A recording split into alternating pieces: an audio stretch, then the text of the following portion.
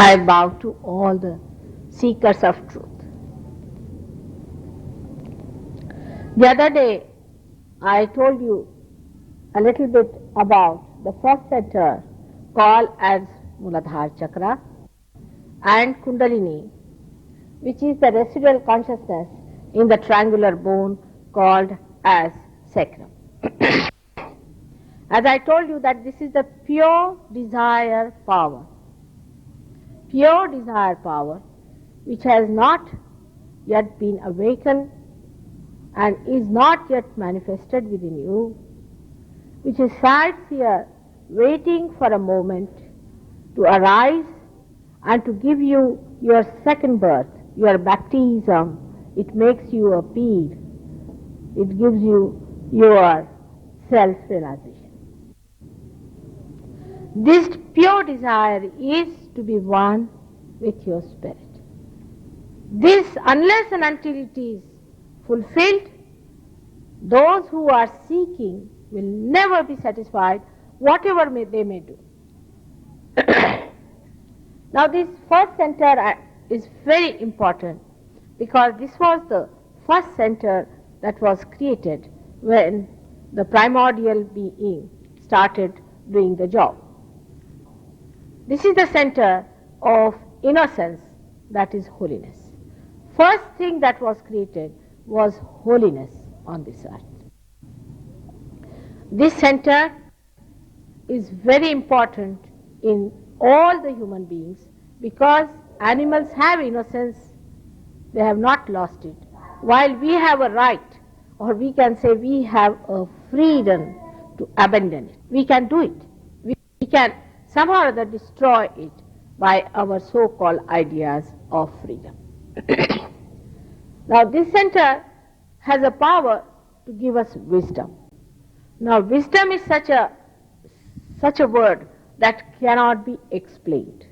Wisdom is the balance between your understanding of what is good and what is bad, where you really understand what is good for you, for your spirit, is wisdom. And when this center is alive and is not destroyed, then you really know what is wisdom is. For example, the person who has got this center very well developed can tell you whether it is the north or the south. Because the magnetism that is in the Mother Earth, this center is made by the element of Mother Earth. So the magnetism that is in the Mother Earth is there present in this center. When the birds fly all the way from Siberia to Australia, they do it with the help of this center because they know whether they are moving northward or southward. They have an innate wisdom to know which way to move, and that's why one should know that this center is also within us, but we have lost our sense of judgment because we have lost that magnetism within us. An innocent person is really like a magnet, and he attracts the people towards himself, just like a flower attracts a bee towards itself.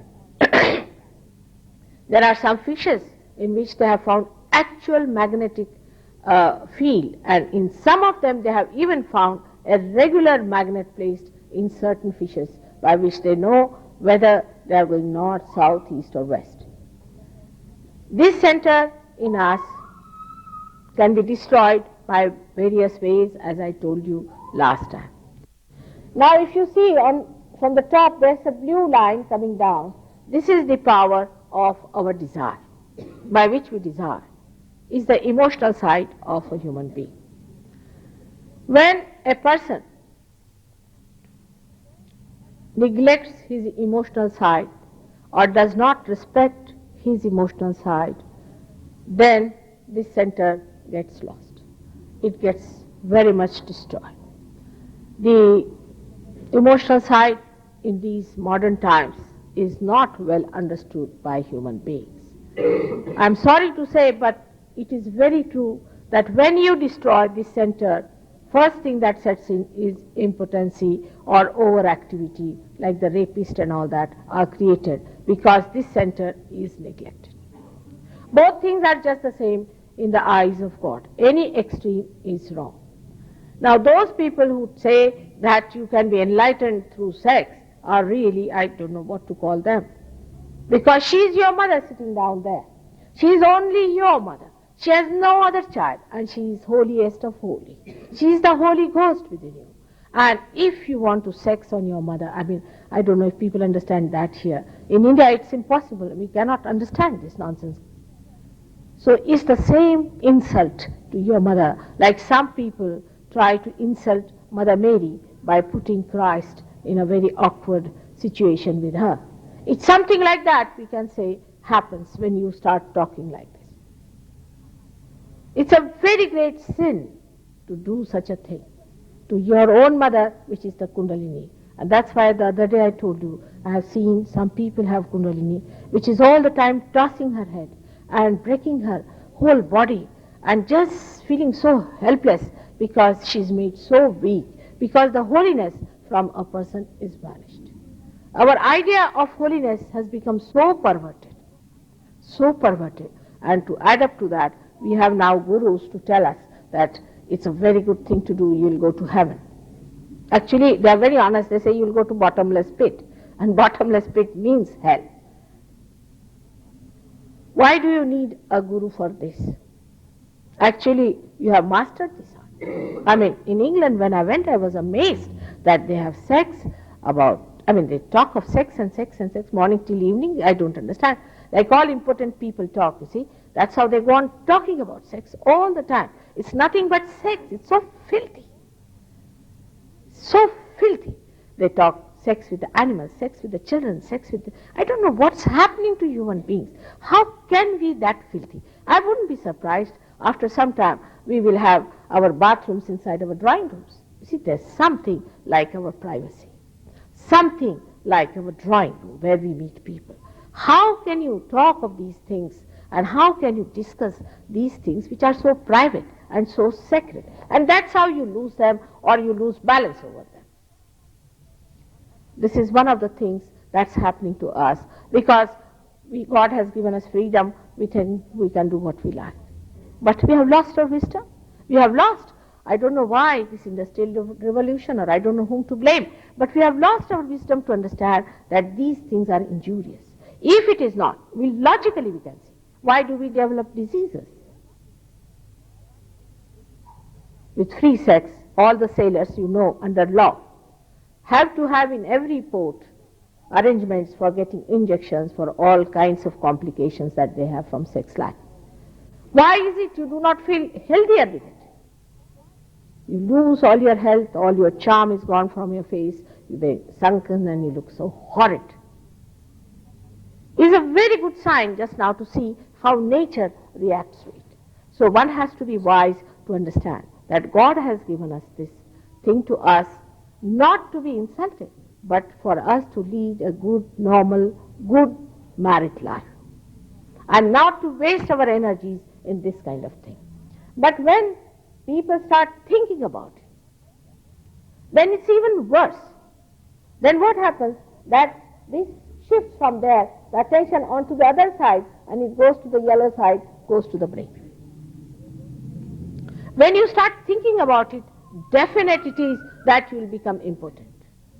Definite, no doubt, at a very early stage, because it is a spontaneous thing.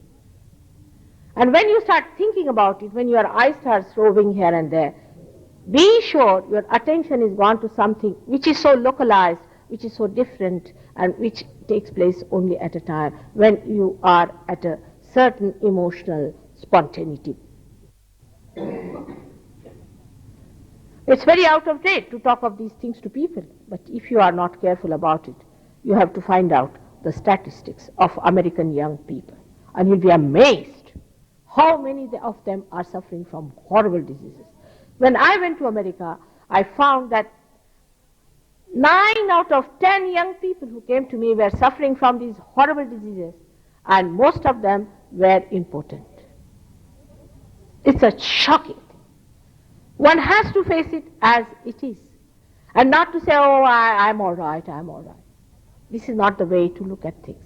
We have to see to the statistics that are being placed before us and to know that there is something wrong about it. And with your wisdom, you have to reach certain conclusions about it.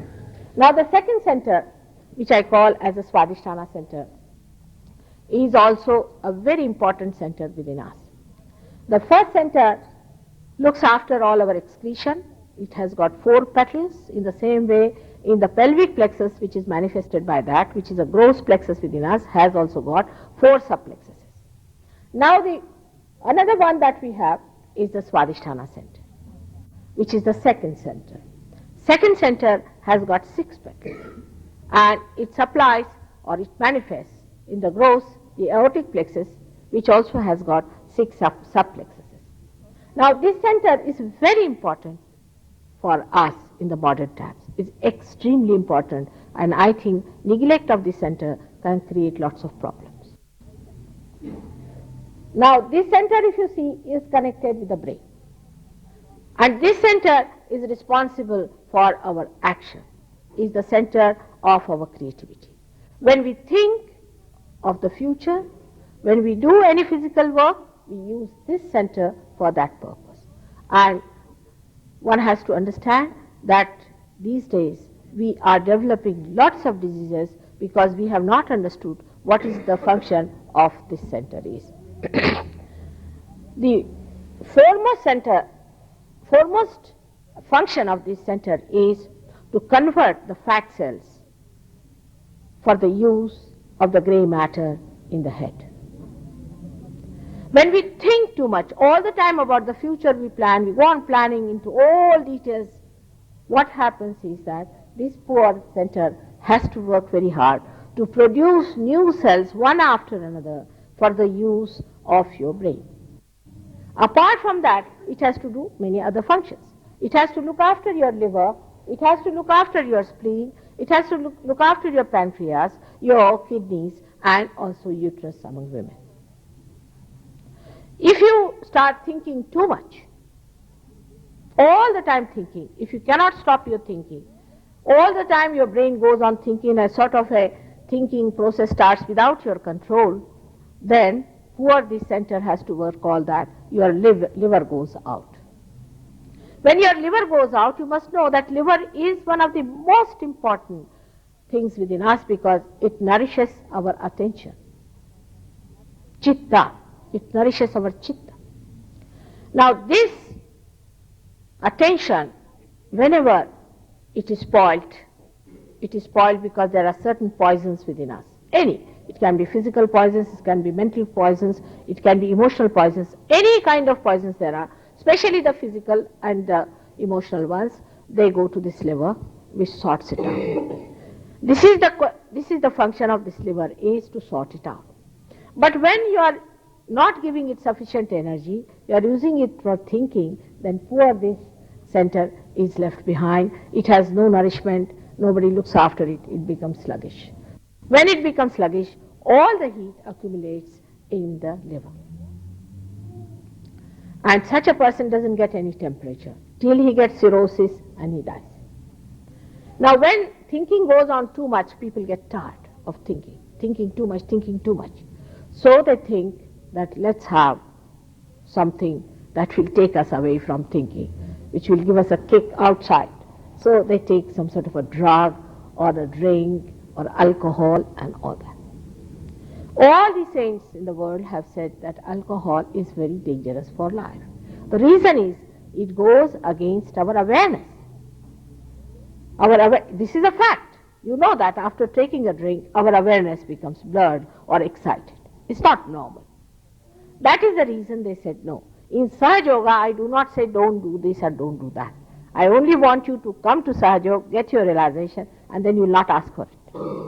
That's a much better way to do it. But why they asked you? For example, if you read Moses has clearly said that these are strong drinks. Very clearly, I don't know if people read that. And they should be avoided. I don't know if the Jews do that. They should not be taken. He's very clearly said it. Abraham said the same thing, that drinks are not good. Why all these prophets talk about it? Because they are all born in that green patch of ours. They are all placed in this green patch where we get our sustenance, which is 10. We have got 10 sustenances within us, like the gold has a sustenance that it does not tarnish. In the same way, human beings have got 10 sustenances. And these 10 sustenances are represented by great prophets. The principal is called as Adi Guru in Sanskrit language, the primordial master. He has incarnated on this earth as Abraham, Moses, as Lao Tse, as Confucius, as Socrates. Recently, he has been as Sainath of Shirdi, not the other fellow, and other great people have been like Nanaka, Janaka. All these great saints came on this earth to tell us how to keep in the center, how to keep our sustenance, how to be human beings. As carbon has got 4 valencies, we too have got 10 valencies. We have to maintain those 10 valencies within us. That's what they came to tell us. But you see, if anybody says now, don't drink, half of the hall will be empty. If you say you cannot have free sex, 5 people will walk off. That's the problem. Here nobody likes to know anything about it, but it's a dangerous thing to do. Whatever it is that you have to keep in the center.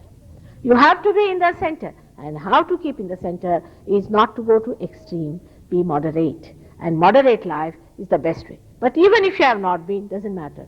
Kundalini is at this point in such a force that whatever you might have done, you get your realization quite all right. So it's a different point. But what I'm trying to tell you is this, that why these people said so. Why they said, now Muhammad Sahib is another one who said don't drink. He's one of them. He's just the same. There's no difference. There's no difference between Moses and Muhammad Sahib. I can prove it to you on vibrations. You can yourself know through vibrations that they were the same people, said the same thing. There's no difference of any kind. It's only people are fighting, I don't know why. I just can't understand what is there to fight between these two. They were just the same, preached the same thing, and when Moses crossed the river and the bridge was made, that bridge is the bridge which is symbolic of the Kundalini that creates for you to cross this void within us. It's very symbolic. They have worked so hard to tell you what is sustenance, where we have to be in the center. Because if you are in the sustenance, as he said, that only a thread of this Kundalini rises. It is not one thread that should rise. Actually, I've seen in people, the whole of it goes up like that and stays there in many people. But the trouble is, it rises because there's no space to rise. We have finished off with the Swadhisthana and with the another chakra which is in the center, which is the color is wrong. All right. In the center, that is called as Nabhi chakra, means a navel center. So when you have an obstruction in the center, naturally the Kundalini, though it rises with full force, all the threads fall down, and only one somehow or other goes up and opens up the Sahasrara, thinking that at least if I open up there, then the grace will fall and maybe it will open out more. So this is the problem. That's why they said that you lead a life which is moderate and temperate. And this is what they preach to. Now let us see what happens when we go to extremes. In the center, as you have seen, is the sustenance within us. Now if you try to go beyond this side or that side, what happens, let us see. Beyond this side is the subconscious. If you go, you enter into the collective subconscious. On the other side, if you move, that is the supraconscious, you enter into collective supraconscious. Now into this side are all the people, on the left side are the people who are still dissatisfied, very sly, sinister, horrible people who are dead, who do not want to take birth and who still want to torture people are still existing there. These are busybodies. They can possess you. They do possess. And on the right hand side there are people like Hitler who are very ambitious, who have died out of their ambitions and things like that, they still exist there. Either you enter into this side or either you enter into that side when you go to extremes and you just get possessed. It's a very dangerous area we are entering into. Recently I was seeing a BBC program and some doctors had discovered a very interesting thing. They said that cancer is triggered, listen to this very carefully, cancer is triggered by some proteins, they call it protein 58, protein 56 or something like that.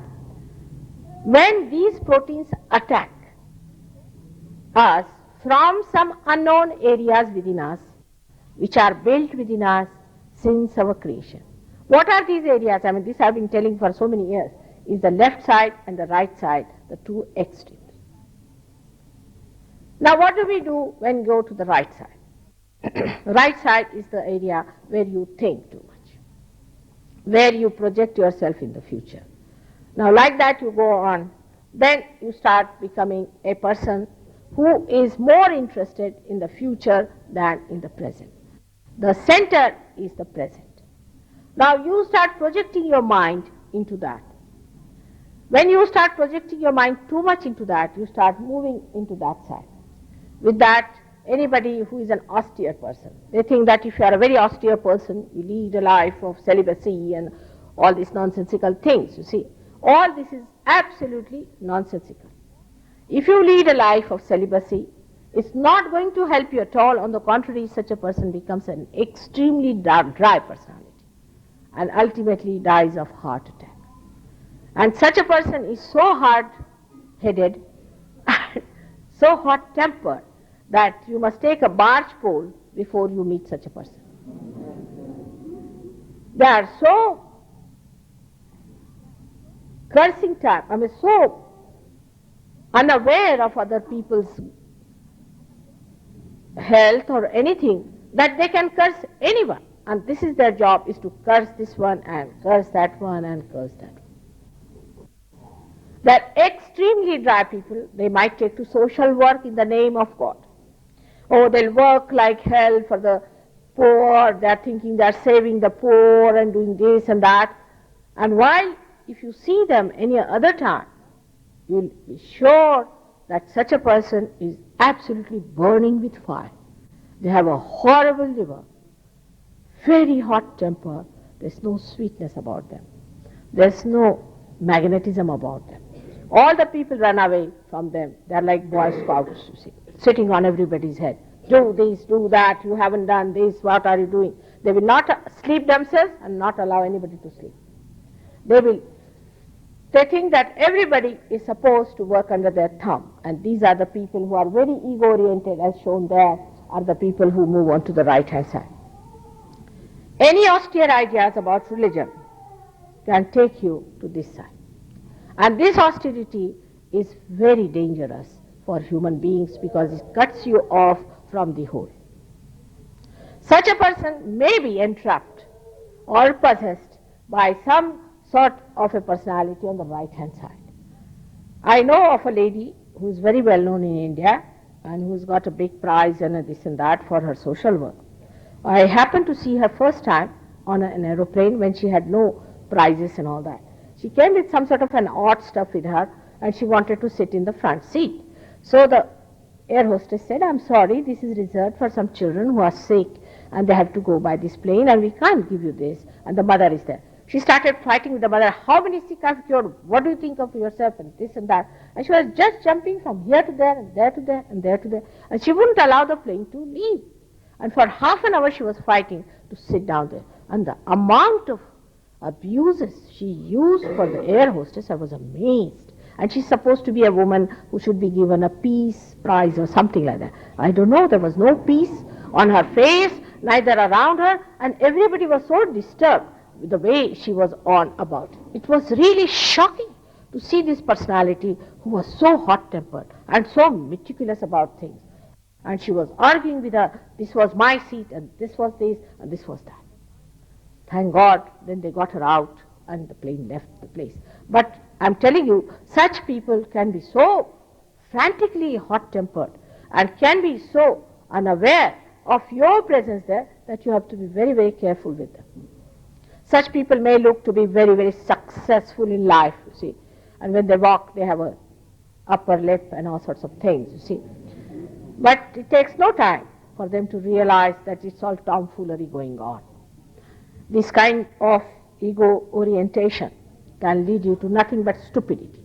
A person can be extremely stupid and he doesn't know he has been, how stupid he has been, because he says, what's wrong? You see, a gentleman came to see us and he had a wife. She was only 16 years of age and the fellow was 80 years of age, you see. Naturally, I felt he must be the grandfather, you see. So I said, is she your grandmother, granddaughter? So my husband pinched me. He said, that's his wife. I said, really? I said, I'm sorry, I didn't know she was a... What's wrong? I can have a wife who is 2-year-old. What's wrong in it? I said, nothing wrong. Only thing people will laugh at you. That's all. All sorts of stupid things people do in this world. And they think, what's wrong? This is the best way to get along with your stupidity, till they discover that you are the greatest stupid person going on. Now this stupidity comes from this ego going up and surrounding your brain completely. You cannot see anything else, you just see yourself. My room, my house, my. You cannot see that there are others, that you owe some sort of a relationship to others, that you have to be kind to them, that you have to share things with them. You all the time think about yourself. And such people get possessed by supraconscious style. What happens in spirituality with such people? They start feeling their body is lying here and they go up and sit on a tree. They think it is realization or enlightenment. Just imagine. This is nothing but a supraconscious spirit has entered and taken the body away and put it there. I told you 3 Americans coming from America, and they were known to be very big scientists. They came to see me and they said, Mother, you have to teach us one thing. I said, what? We want to fly. I said, fly? You are already flying. What do you want to fly? They said, no, but we want to fly with ESP. I said, you should not do that. Because if you do that, then you are enslaved by these spirits. And you do want to do that, to be enslaved by these spirits? Yes, whatever it is. Enslavement or anything. We want to have this and we want to get this by which we fly. I said, why? They said, because Russia is doing it. And Russians are doing experiments with ESP, so we should also do. I said, if they are going to hell, are you also going to go to hell? They said, yes. What's wrong? I said, nothing wrong. Go with 2 running jumps. You can go very fast there. But as far as I am concerned, I am not for it. I am not going to doom your life forever. So then they asked me, I asked him, who has sent you to me? They said, one Patanjali. You see, there is a fellow called Patanjali who is a journalist. I said, this Patanjali has sent you? Yes, he has sent us to you. He was the man who used to leave his body and run all over the places. He was a journalist, you see, so he used to get the news before anybody knew. And he used to run out of his house, and the wife was so surprised that one day he brought some sand. And he said, yesterday, you know where I was? I was on the Juhu beach. From there I brought the sand for you. She got such a fright, and he used to shake before. Any photograph of God or Christ or anyone, he used to shake like that. So she brought to me, she said, this fellow is shaking. I don't know what's happening. He's rattling. Is it Parkinson's thing? I don't know what's happening. And here in the night he disappears. I lock up everything, still he disappears. I don't know what to do. And it's very shocking. He said, sometimes I go and sit on a tree. I said, really? So I told him that you are possessed. He said, Mother, please take away. I don't want this nonsense. You don't know where I will land up. Tomorrow I'll be anywhere hanging in the air. I don't want to do that. And maybe that my body may not come back. And this is what people are doing now, is to take out the spirits. When they take out the spirit from a person, you see, they keep it with them. Like the children, small children die in their sleep. If my mother is here and she has a child in America, she says, I want to talk to my child through a medium. It's a very dangerous thing. Never play with these mediums, very dangerous. And such a mother I know in Switzerland, she did that to a child, and the child died in America, in her sleep, because the distance is such that where there is day, there is night. And she was doing this in the daytime, and the child was sleeping. And she talked to the child, she heard his voice, everything she did, and the child died. Never go near these people who deal with spirits, is said by all the great people of the world. But we are not bothered. You see what's wrong? We go to spirits, to ESPs, to our elders who are dead, to our brothers and sisters. Why bother them? Now they are dead. Let them be free, as it is you tortured their lives when they lived on this earth. Now why don't you leave them free? Let them go and take their births. But we are not satisfied. We say, no, we must talk to them. We have planchets, we hold hands, call spirits and do it. But do you know what happens with them? First of all, no realization. Very difficult for such people. Even if you get realization and all that, you have lots of problems. I have seen people go mad with it. Because these spirits are dirty things. Supposing you have called me, I am an Indian. So now you are exposed to India. You must know you are exposed to India. And you have no control over the people who are coming down from these areas, and you are just encouraged. They possess you. They possess you, your family, everything. And it's a fact that these horrible things that act or that call or that try to show that they are helping you are the people who are just taking money from you. But they are going to be condemned much worse than anyone. The people who are mediums, who are clairvoyant, they use these things, and all this, we'll call this gurus from Tibet. There's nothing like that. Anybody who is a realized soul will never do that. Any realized soul will never come into anybody. No guru can come into anybody. Take it from me, because they know the value of freedom. They will never do it. It's a very mean thing to do. To them who are dead and to yourself who is living and is such a beautiful thing created by God. You get possessed by all these nonsensical things, black magic and this still smart. And I don't know how you educated people can take to it. Perhaps you are very naive. I would say that you are naive, because in India we know this thing. We know all this. We know all this materialization and all business. We know very well. Of course, I mean, the young people do not know now, because I am an ancient person. We all knew about it. We call it Bhanumati. We call it Preta Vidya, Smashana Vidya, Bhuta Vidya, and there are books and books about it, what these things are done. They, black magic and voodoo and all sorts of things that you call it. But you have no knowledge about it. Now, for example, we put all our dead bodies in the church. It's very dangerous. I don't know who told, where is it written in the Bible? I don't understand. Why should you put your dead bodies in the church? All right, if you want to have a church for the dead body, let them be alone with the dead bodies. You are living people. Why do you sit on top of dead bodies there and have all these devils coming on you and sitting on your heads? Only a realized soul is the person who should be buried in a church. Only a realized soul. In India is a custom that all people are burnt except for a realized soul. Because they never try to possess anyone. They never try to disturb. On the contrary, they help in so many ways. They are not the people who will just come to disturb your life or to give you some encouragement. Sometimes you feel very happy also with that, because you feel that your, you can say, your responsibility is taken over. They have taken your responsibility and you feel quite relieved. In the beginning you feel quite nice. It's a good sensation. Oh, I feel peace within me. Because somebody else has come into your house and he's going to use all your house and you'll be left behind. And then you become a recluse. Such people will find they'll put the cloth in the mouth like this, look like that, and they're very much frightened and afraid. Of course, before me they shake like this. All sorts of things happen. Now there's another trend about it. If you say that these are possessed people and this and that, so the left side ones are even worse. Left side ones are the people who go into the spirit business very much, but there are two types of spirit business. One can give supraconscious and one can give even subconscious. And subconscious is very easily available because they are busy bodies, all the spirits on the subconscious area, they are busy bodies and very mean and sly and dirty people. For example, a woman dies young without marriage. She would like to trouble a married woman. She's jealous. And that's why there are certain rules and regulations in our life one should understand by which you should avoid all this nonsense. Take your psychology itself. Psychologists do not know what they are facing. They treat mad people. I told you about Freud. He was half-baked because he only knew about this desire, power of desire, which he called conditioning and all that. But he did not know there was another one, which is our ego. So he said, you take out all your conditioning. You don't have any conditioning whatsoever. So where do you go? You land up in what's wrong? Ego-oriented.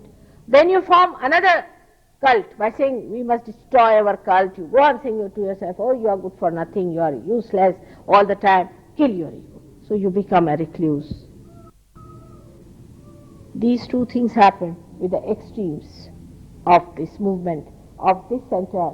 Through this center, you either go to the left or to the right. Now what is the real thing? This is the center of creativity. Creativity and the knowledge of the divine. Knowledge of the divine is when you get your realization, you get these cool vibrations of the Holy Ghost.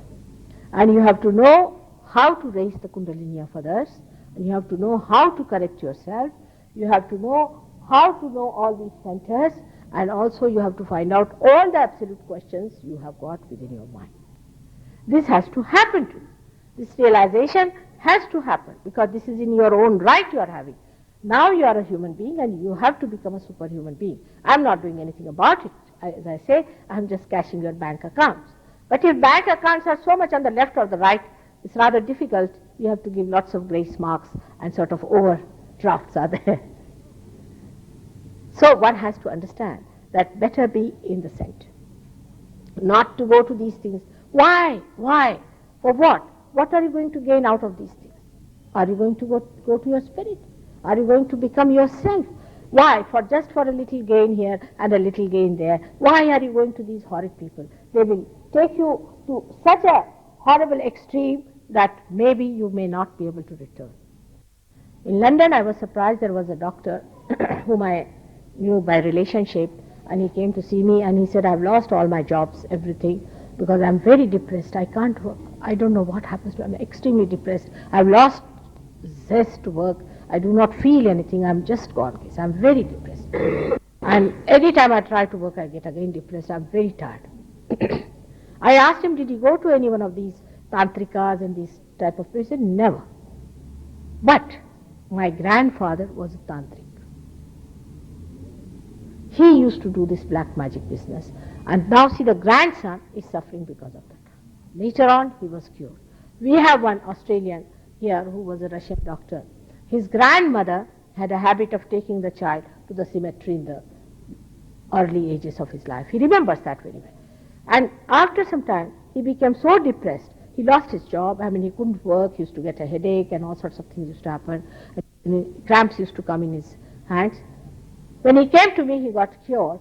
But it took some time, because in childhood, all the impressions of these spirits was there. So one has to understand how to keep dead away from you. You have to be in the present and not in the dead. Whosoever is dead is finished. Have you ever noticed a monkey, if the child of a monkey dies, before the death, the monkey will be shouting and screaming and doing all kinds of things. As soon as the thing dies, it leaves. It's not bothered. You can see with dogs and so many things. It's not bothered about it. It knows it's gone. That's why it is said that when somebody is dead, you think of God and you sing songs and things like that, and do not indulge into it too much. But we have forgotten all those things, and the way we do about dead things sometimes, it is so far that actually most of us live, then when doing all this, we live in the pasthood. We live in the past, and such people also see some ghosts and things. And some of them who were like this have seen my past and have been shaking before. They all shake before me, just like this, they go on shaking. They cannot sit straight. They go on shaking like this, they go on shaking like this. All the time their body is shaking, they have no control over their body.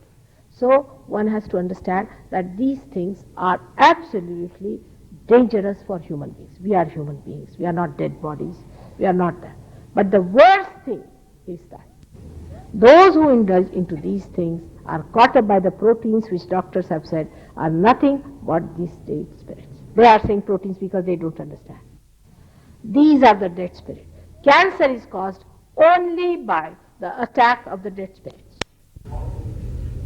I have not come across a single case whom I have treated. I have treated many who has not got the affectation of the spirit. Now in realization, when you get your realization, you catch up on this or this. These are the two swadhisthana which demand. I hope you put your hands like this. You will get your realization as well when I'm talking. Just like this. And you hold the feet straight up. Just like this. Excuse me, could you please turn up the topic? This is quite low. I don't know if other people find it hard to hear. Could we turn up the volume for somebody at the back? I'm sorry for that. I've been talking in the Lift them up higher. It's better now? Sorry for that. You should have told me earlier. You were so silent, I didn't know. Now is it all right?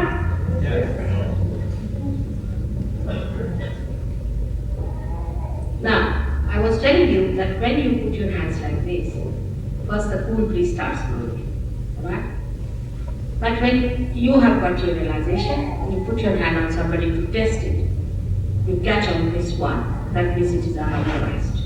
Unauthorized working of the divine. Can be subconscious areas, can be supraconscious, can be psychologist or anyone who catch on this. When you work on your mind, the mind is the one that is the super-ego there, the blue one is the mind. And when you have somehow or other gone to some person or have had something to do with bad magic yourself, then you catch on this. It's left swadhisthana we call it. And when you catch on this, you have to say that you believe in the divine working, in the pure working of the divine.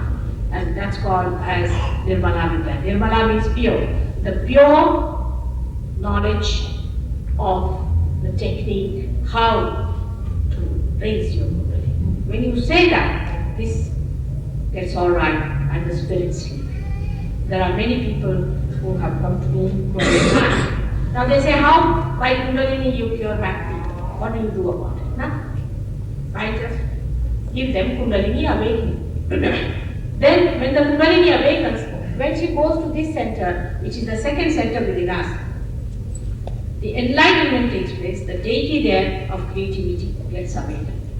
And with the light, this darkness within you just disappears. Just disappears. Epilepsy can be cured. If somebody is suffering from epilepsy, there's a very simple method of curing that person. Extremely simple. When you come next, I will tell you how to get such a person cured. It's very simple. Sahaja Yoga is a spontaneous living method by which you can cure people as a byproduct of Kundalini awakening. It's not that I'm here as a healer and I'm going about give me $10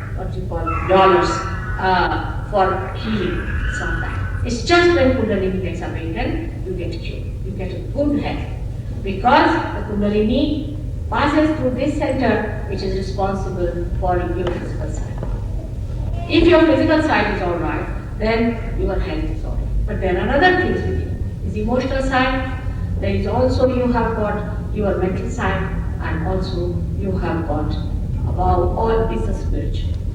All these things are to be enlightened through Kundalini awakening. The first thing that happens to you, that your health improves.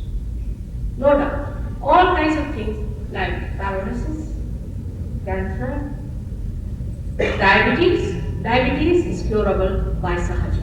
This I must explain to you how diabetes is cured.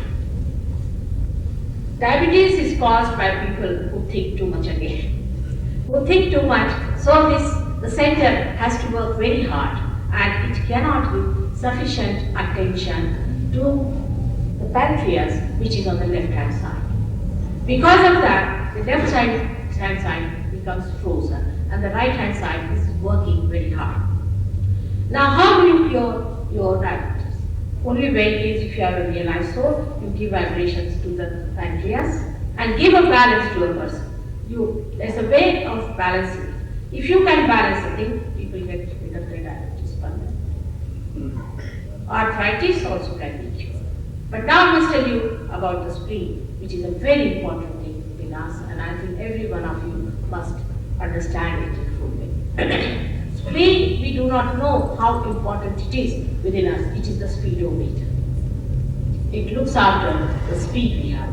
The way we are speeding these days, we move really telescopically. We talk telescopically. We walk telescopically. I mean, we are very speedy, and the speediness comes to us when our spleen has gone crazy. How does the spleen go crazy? It's very simple.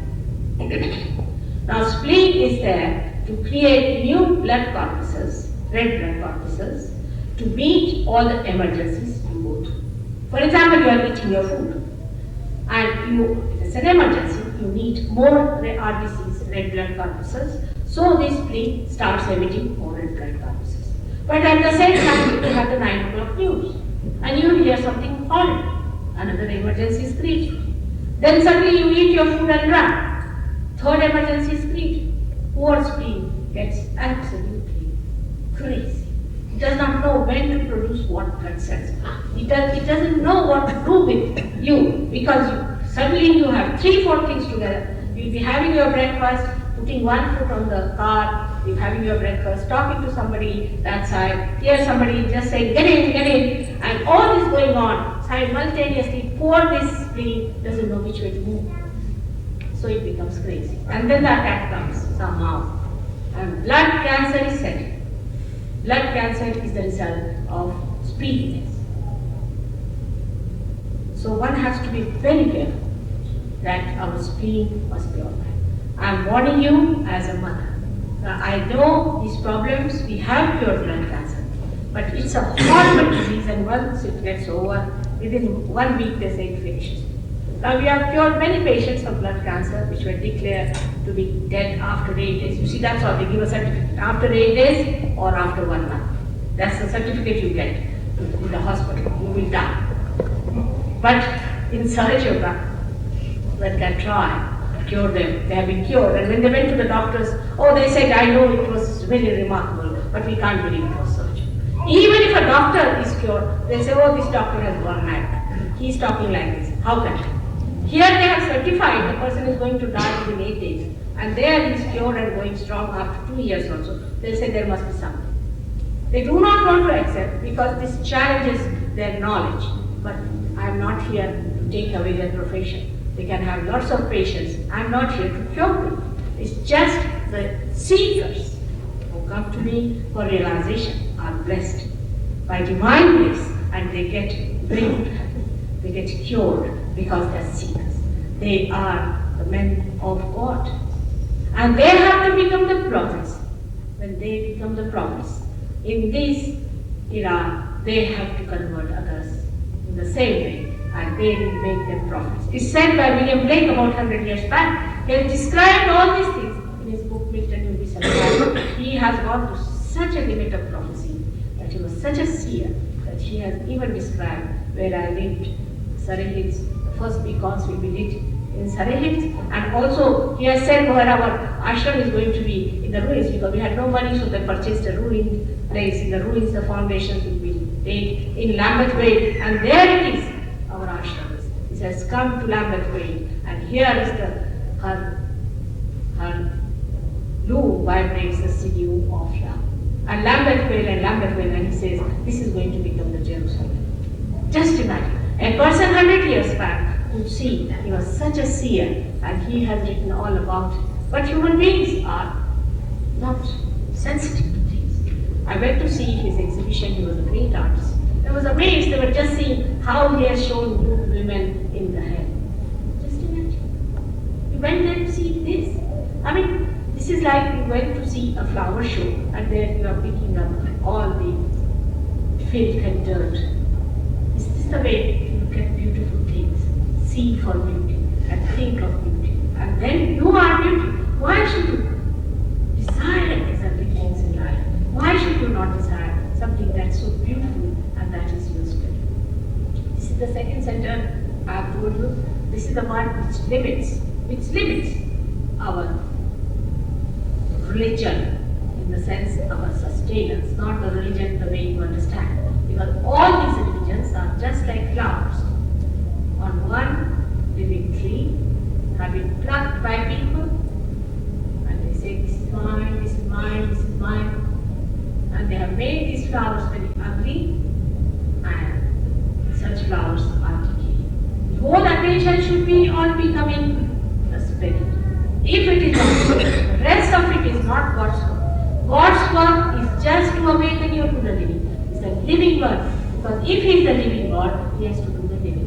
His work is to transform a little cloud into fruit which you have.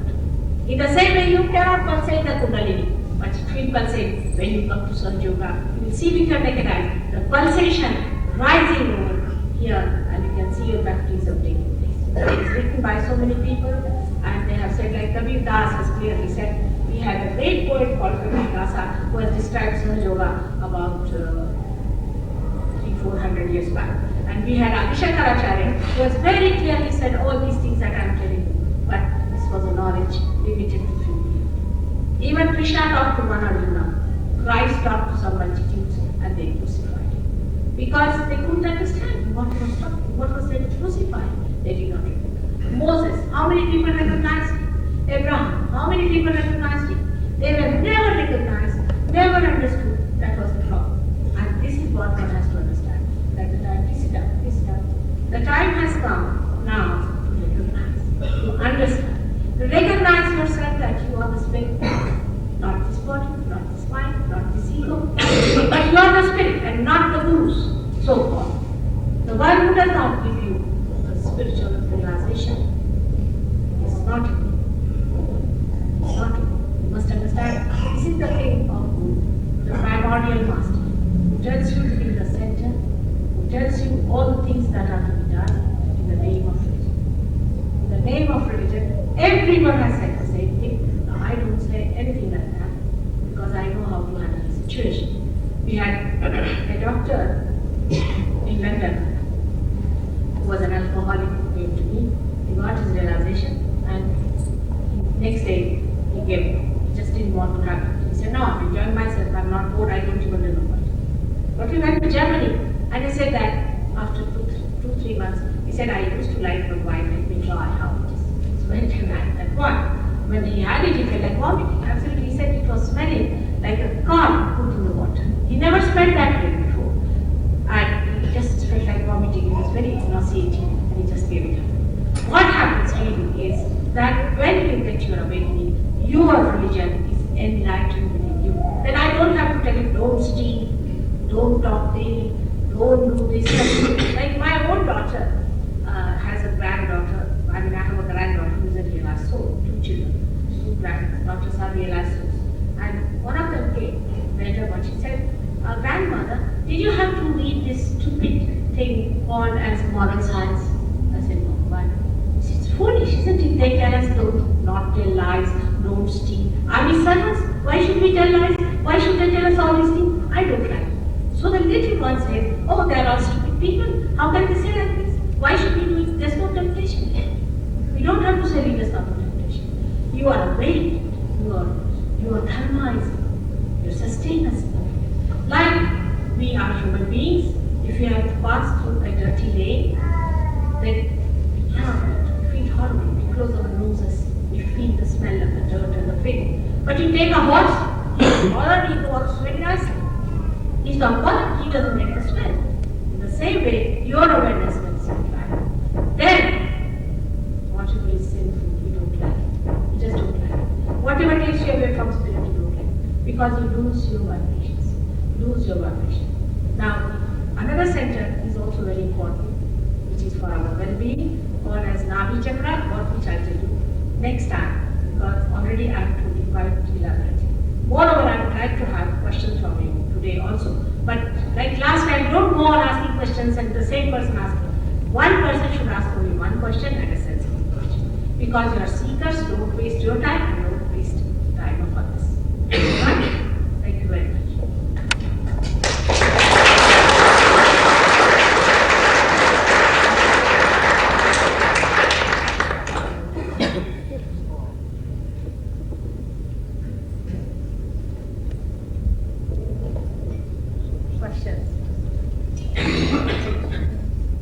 Do you feel that reincarnation is necessary in another earthly body until realization is gained?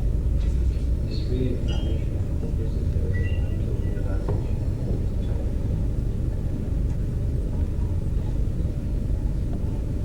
That is again you are thinking about the past. You see, why to worry? You have reincarnated many times. No doubt about it. But now this is the point. At this point, where are you? There's no need to have reincarnations. Who is going to count from amoeba to this stage, how many times you incarnated, whatever knows? Okay, at this time you have to have your spirit enlightened. Alright? Forget about the past. Just forget it. And then we start thinking, especially in India, they'll ask me, was I a king? Was I this? Was I that? I said, I'm not bothered about the history. There was a boy, very scholarly. He came and asked me, Mother, was I Napoleon last life? I said, why? He said, even if I was, don't tell me, otherwise I'll jump in the sea. I said, no, why? Well, what makes you think that? He said, because I'm very ego-oriented, my ego is colossal, and another point is I'm very good at drawings. So I think these two combinations are only possible in Napoleon. I said, no, you were not Napoleon, don't you worry. He said, otherwise I'll jump in the sea and take another incarnation. So don't worry about these things, alright? It can be quite deviating. There is a big show going on everywhere. What was my last life? Somebody said you were in Egypt. So what does it matter? Whether you were in Egypt or Timbuktu, what does it matter? You see, this is a big story going on. People pay money. Now tell me what is. And they are telling also very nicely about these things. See? You must ask the person, what was you last time? Must have been a donkey. Otherwise, why are you taking money for this? Sir Arthur Avalon called The Serpent Power. Have you read? Have you read Sir Arthur Avalon's The Serpent Power? I've read it, Baba. I don't know what to say. I don't know how he wrote. I mean, there is no honesty about it. Really, I tell you. There are so many books. I've seen such a big books.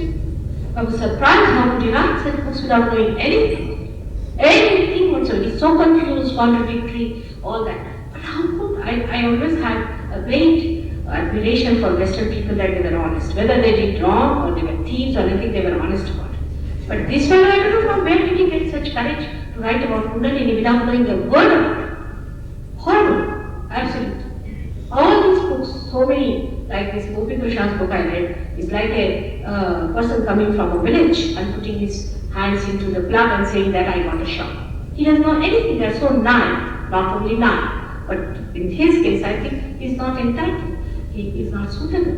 You have to be a very holy person to do that. You have to be compassionate. You have to be love. You have to be pure. It's all money-making propositions, I tell you. Write about Kundalini because it is unknown. It's just money-making propositions. Everything is a money-making proposition these days. In the name of God, in the name of religion, in the name of Kundalini, in the name of all that is holy, because there is no authority that will catch you. And poor people who are seekers, who are true seekers, who are innocent, who are simple, are caught up by that. If you have read too many books, I have a problem with you. I must tell you. First of all, you have to throw all these books in the sea. Because all the books are in your head and you are lost. Yourself is lost. I really tell you, it's very true. This one is standing there with the same thing. He gave me such a bad time for some time. He was shaky and he had all sorts of things happening to him when he first came to me. And he had read all the books from A to Z, from this side to this side, and this side to this side. There's no book which he left. I said, now at least leave one book for me to read. Is there a difference between the awakening and the realization? There is a difference between awakening and realization. It's true. It awakens, it passes, you can see it with your naked eye. Many people, when there is obstruction, you can see it. It passes through various chakras, you can see. In some people it is so slow moving. Otherwise it takes just a split of a second. But if there is obstruction, you can see it. And the awakening has taken place. But the breaking of the sahasrara is the realization where you get cool breeze in the hand.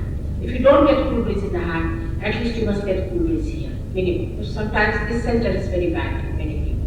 Then you don't feel it in the hand, but you must feel it here. But still, it's just the beginning. Just determination. Like Christ has said, that some ships were on here and some ships were there. It happens like that. So, awakening is not the end of it, it's just the beginning. It has started. And then realization is established. First, when the Kundalini goes over this chakra, you get a state called thoughtless awareness, where there's no thought in the mind. It's very easy to get. This is the center of Christ. It goes above that. When it passes through all these centers of Moses and Abraham and all that, it passes through the center of Christ, and it passes through this Brahmaraj, when you get your baptism, then you feel the cool breeze in the hand. But it may be sucked back into the places where there's a problem. Because with me I have seen people get it just like that. It flows like a great river in flat. It happens. But then sometimes it comes back. But once it is awakened, we have to learn how to establish it. It's a very good question, my child. We have to do. There's one school of thought regarding enlightenment that advocates, or doesn't advocate, it says that enlightenment can be a static process. This is what you've described as a dynamic process. School of thought describes enlightenment as a static process. What you describe is a dynamic process. Yes, it is not static. How can that be? It's a living process. You see, you become collective conscious. You become that. You see, you become really dynamic because your awareness has a new dimension. You become collectively conscious. You start feeling another personality. You start feeling yourself. You start getting the power how to raise the Kundalini. You don't know how many powers you get. It's like this, that you have, say, a big, huge chest. Now, if I say there is music here, song here, drama here, you say, well, we can't see anything. You bring a television and put it to the mains. You see the mirror. That's what you are. You are really dynamically. Dynamic is one word, there's no word to describe how you are made. It's so beautifully done. Once you are put to the mains, all your power starts flowing. There's no end to it. It's so miraculous, so wonderful. I wish you could see one of my photographs that they have taken, which you will not be able to explain. I think next time I'll bring it along. You become so dynamic. A person, if you have seen my book, Advent, is a person, a very ordinary person. He was a gardener. He got his realization. And he had never handled a camera, or he did not know how to handle a camera. He once took a camera and took my photograph. And that is such a wonderful photograph he has taken. And since then he discovered he can take photographs very well, he can paint very well, he can sing very well, and he become really so dynamic and inexhaustible. Producing. But still, human beings as they get caught up with the ego, caught up with the super ego, so we must know how to get rid of it. And I must say, Mohammed Sahib is the one who has told us lots of things, lots of secrets, how to get rid of these things. They are all have added to the knowledge of Sahaja Yoga to such an extent that really we should have gratitude for all of them.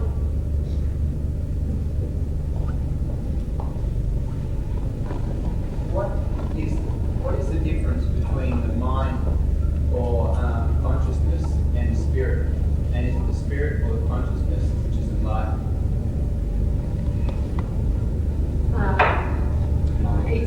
You see, this subject I'll be discussing later on at length, alright? But the spirit is the one that resides in the heart, which is the reflection of God Almighty.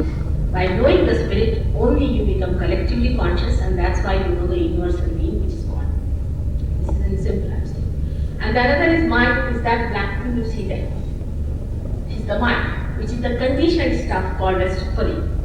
And the intellect is the one that is on this side, is the ego, Mr. Ego. And so it's all limited stuff within ourselves. So wisdom is very different, and wisdom is in the center of it. That's a very different thing. So all these things I will explain later on when I will be discussing all these points, alright? Could you just repeat what you were saying before about the thumb? Yeah. Couldn't hear it properly.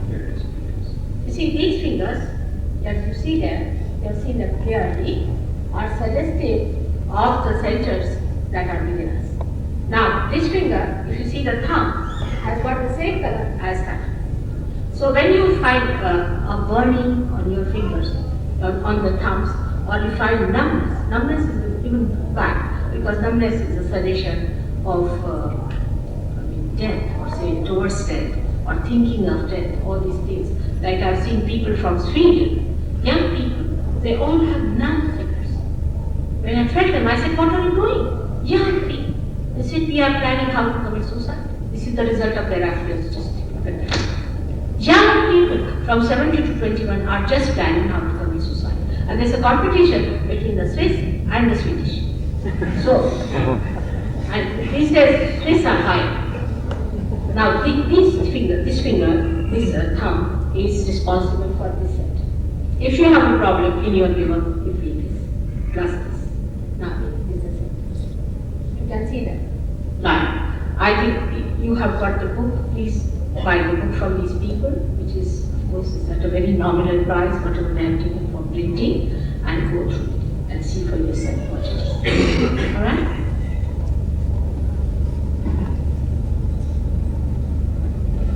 How come, after so many prophets, after so many years of history, and also civilization's prehistory, that they wrote in such prose and such poetry that the truth is so obscure that it's hard to understand and it hasn't really come through in force? Well, after so many prophets that have been writing so much, why is it that it's all been so hidden and the truth has been very difficult to see? You see, it is very difficult. Human beings are really, I don't know what to call them, because they never understand, you know. What Christ, they didn't allow me to live for 4 years. I mean, what to do? Abraham, Moses, you know what they did to them. All the prophets, what you did to them. We have so many good gurus in India, and in Jammu I know one very good one, and also in England I know one, but they are hiding. They don't want to fix you. I've told them, I asked one of them to go to America with big coaxing, everything. I paid his money. I said, please go and work because I cannot go to America. Within 3 days he ran away from New York. He came back and said, Mother, I can't do this. They do not want their spirit. They want other things. They want money, they want this, they want that. You see, they have never understood before, they were never recognized before. That's why Christ has said one thing, that I will forgive you anything that you have done against me, but against the Holy Ghost, nothing will be forgiven, because you will know what is the Holy Ghost is. Recognition is the most difficult thing for the ego. You see, there was a lady today, she said, why should you do it? I said, I'll be very happy if you can do it. Imagine, I'm a happily married woman, I've got my children and grandchildren. If somebody could do it, I'll be very happy. Why don't you do it? Why do you feel your ego challenged? You better do it. I don't know anything, many things I don't know. Like, I can drive, I cannot do many things, but I don't feel bad about it. Now I know this job. If I'm doing it free, what's the harm? Now, if you can do it, I'll be very happy to retire. She said, I don't know. Then I said, let me do it. They feel hurt, you know, that I have to. But you can do it yourself, but first of all, get enlightened. If the mother knows how to cook, let her cook. It's a terrible job. Every night you sleep at 1 o'clock, 2 o'clock, get up about 4 o'clock, work like a, I don't know what. And in the end, you find people challenging you, why should you do it? Oh, there are all kinds of people in England. Somebody asked me, why don't you remove the poverty of India? Just imagine. I said, no, I'm not here to remove poverty or anything. I'm here to give self-realization. I said, but I'm sorry, why do you ask such a question to me? Because who is responsible for our poverty in India?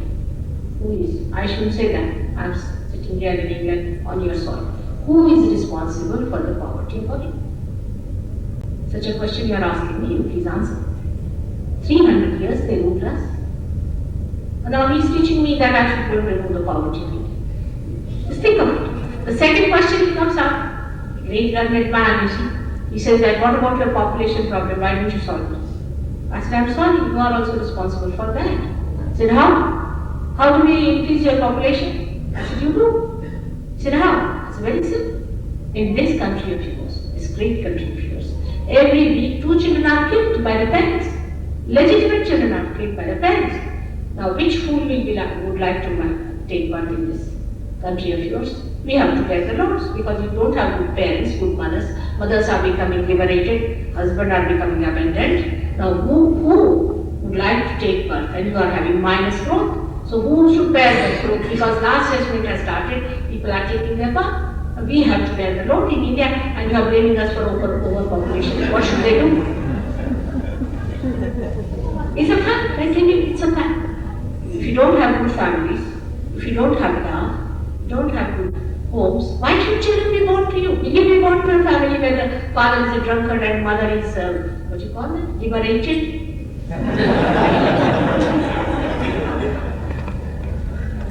Why should such people produce children? I don't understand. They don't. In Germany, they pay so much for a woman to produce a child, but they don't want to produce. They are funny ideas. And in India, if a woman doesn't get a child, she goes to all the social places, to all the saints, and she do everything to get a child. See the difference. So who is responsible for our overpopulation? You please tell me. So, prophets are not responsible, they're human beings. They never discipline. To me also, I don't know how many of you are really going to settle down. But I'll see to it. I'm quite sure. I've learned lots of things in my last life and I'm quite an expert. Yes? Excuse me, can you tell me what's an environment into the fact that a child that I heard who might be 18 months old and come from a very good home, a nice background, spiritually advanced and is good, set up, and where there's good food and the right things and not drinking drugs and so forth. Why this child is in the second year of life and riddled with cancer of the kidney? How does that happen? When this child has had no, what she's saying into the world of being upset or emotional disturbance or drinking or smoking or anything?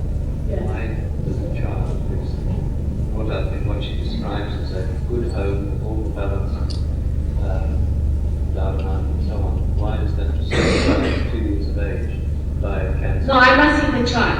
I'll be able to tell you, I'm sure. If I see the child, I'll see. Because it's a very, hypothetical case you're giving me. I would like to see the child. Not I'm saying you get cancer because you lead a bad life. Not at all. Sometimes very good people get it. They get affected by it. Say there's a mother who's very strict. Don't do this, don't do that. Why don't you get up early in the morning? This, that. All the time speaks of the child. The child doesn't know what to do. It's disciplining, see. And then somebody comes in the house with, why did you say like that? Why did you spill the thing? Why this carpet is more important than the child? The sofa set is more important than the child. Then the child gets upset. It's very common. The child is not given proper attention, neither proper dignity. He's treated just like somebody who's a nuisance. Then again the child, such a child can't have blood cancer. If the mother is extremely strict, and some children are slow, so let them be slow. Some children get up early in the morning, some get up a little late. Why make them such good citizens from their child? As it is, you are very great good citizens. Let the children play. Let them enjoy themselves, and you enjoy them. Let them live like flowers. We don't. We try to discipline them. And this disciplining is responsible for the teenage problem in all these countries. Detected at the age of 4 months when the child has really just been lying in a crib. There's no drama around it at all. Oh no, they see my child, I know you are upset about it. But if I see the case, if I'd seen the case, then I would have answered all your questions. It's very hypothetical, I'm saying. It could be something like that. I mean, people can detect, they cannot cure. There are cases like that, many cases. There are some great souls are born on this earth, they take the load of others and die. Also it's possible. There can be anything. If I have seen the child, I would have told you. But just now, the patient is not before me, it's so hypothetical, you understand that, you see. But if I have seen the child, I would have told you. You'll be amazed now. Recently, somebody showed me a photograph of child, he's born realized. He's such a mature child. And his mother is taking a divorce. And the father is an alcoholic. What will this poor child do? Just think of it. He is a born realized child. Or he may take the load of his parents and may something happen to him. He may. It happens to many children I've seen. They take the load of their parents. Especially if the parents are quarreling all the time. The children take the load. That's why they go mad. It happens. You see, anything can happen to them. There are viruses in the thing. The virus is another kind of a possession. There are many things. You cannot blame God for that. I know worry is all right, but you do not know who was in the house, how it happened. Cannot say. It can be some sort of a thing, all right? If you tell me the whole case, privately I will tell you what was the case, all right? How does the Kundalini become awakened? How does Kundalini become awakened? That's it. That's what I'm going to do. That's the $1 million question. I'm never saying that because of your wrongdoings or anything, that these things have not. It can be any reason, but some of the reasons are these. You see, a person can die of starvation because of the social problem. Somebody can die of something. There can be something, you put the child in the say sun, he can get a sunstroke. If you put him in the cold, he may die. Or anything can happen. Not that you all have to die, that's also definite. But the disease it's another way of logic. Is the why you get certain diseases is not entirely this. There are other reasons also. But mostly these are the reasons. See, this is a logical way of looking at things. Not that you are bad people, not at all. On the contrary, you are people whom God loves very much. But you must know, if you make a mistake, say if you even put hot water on your hand, it will burn. It has a capacity to burn, it will burn your hand. In the same way, if you make some mistakes unknowingly because of your naive understanding of a subject, it will happen. It happens like that, many a times. What happens if one of the chakras are damaged by accident, if you have a severe accident of some sort and a spinal injury takes place? Can enlightenment still take place? It has a problem if it is damaged, but still I have seen with Sahaja Yoga, we have people who were spastic and who had get backbones, who had broken backbones, they became straight and they started. Yesterday only we had a case like that. There was a gentleman who used to use a stick when he walked from childhood. He was limping. He could not walk without a support. Now he walks without a support. He doesn't drag his leg. He can stand on his leg. So it can happen still. So even if it is damaged, you should be worried. We have to work it out. Alright? Krishna has said, Karma Nevadikaste Parishu Makadachi. Means you have to do the job. You have to work it out. Don't worry about the fruits. That's my attitude is. If I do not do it, you are not going to hit me hard. If I cannot do it, I just cannot do it. I'm not here selling anything, nor have I taken anything from you. I'll try and try and try. That's all I can say. Alright? It's quite fair. What else? Do you use a different healing process for different illnesses, or is it the same process? Do you use a different healing process for different illnesses, or is it the same process? No, Kundalini awakening is the basic thing, alright? But it passes through various chakras, and how to awaken various chakras and deities, we have to tell you how to do it. And that's what you have to learn, and certain things like vibrated water and vibrated things are given to you to eat. For example, liver, people should eat sugar which is sugar cane sugar, and that is vibrated. Then the diabetes people have to eat salt, which is vibrated. Some things like that also help to expedite. So there are some few things like that, very simple and very cheap. Once I asked a lady that you bring 1 kilo of sugar, and she was surprised that she thought I was going to take from the sugar and you open a market of sugar. So you have to vibrate the sugar, and when you take the sugar home, you can eat it. That's it. It's very simple. We'll tell you all very, very simple methods. I would request you to keep the Sunday free. I will definitely make myself available for you, and I will tell you how to raise the Kundalini, and how to give realization, and how to heal people. But we are not healers here, we are realized souls.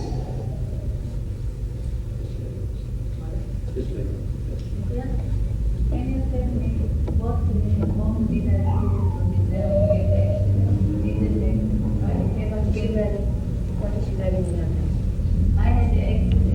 What were you wearing? What are you wearing in your neck? What is that?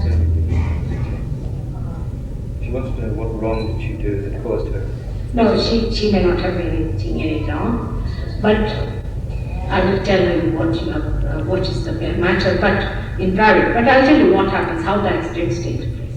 Accident takes place because there are some spirits who are trying to disturb. They are there, the negative people are there. Not necessarily that you have done any wrong. There's a big fight going on between the divine and the negative. And they'll always try to harm a seeker. From the very childhood, a seeker is attacked. The better he is, the attack more.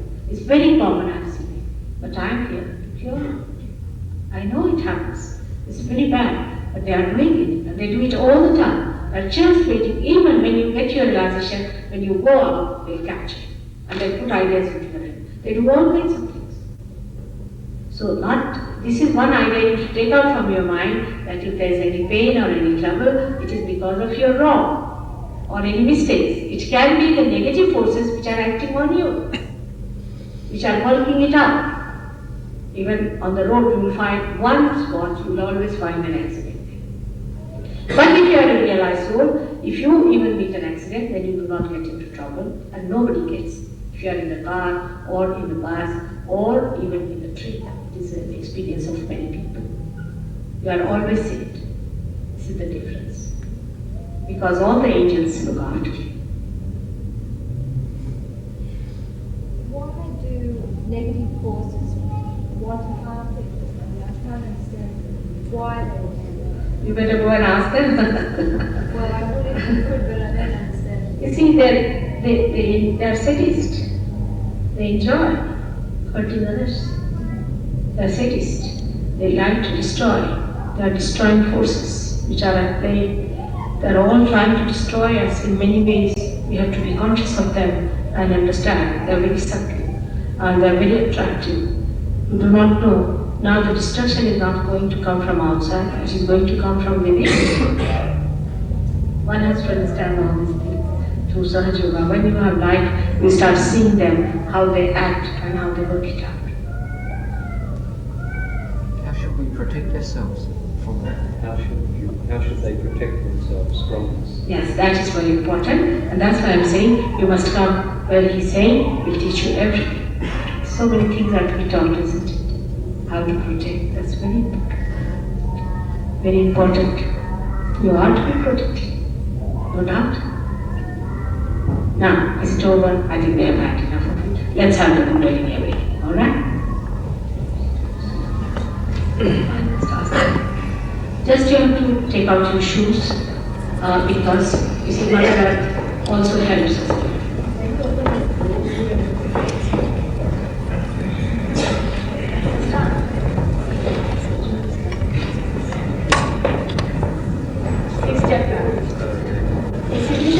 Devi, we should say. This one is the star of Devi. This one is. But how many understand? That's the problem. Now, please put your hands towards me. Just like that.